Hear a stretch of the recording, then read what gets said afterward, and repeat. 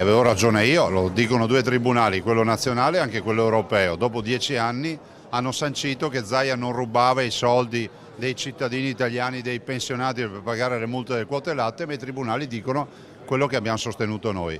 Io ho fatto l'unica legge concordata con l'Europa, innanzitutto per far pagare le multe a chi le doveva pagare a interessi legali.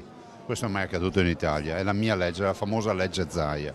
E dall'altro ho fatto fare una commissione di indagine dai carabinieri, non dai miei amici o dai vicini di casa, per dire studiatemi il mondo quote latte e ditemi se i numeri sono giusti o no. I tribunali dicono che hanno ragione i carabinieri nel dire che i numeri sono tutti sbagliati, ciò vuol dire che noi abbiamo pagato una multa per un eccesso di velocità che c'era, ma l'autovelox che ci ha fatto la foto era atterrato male.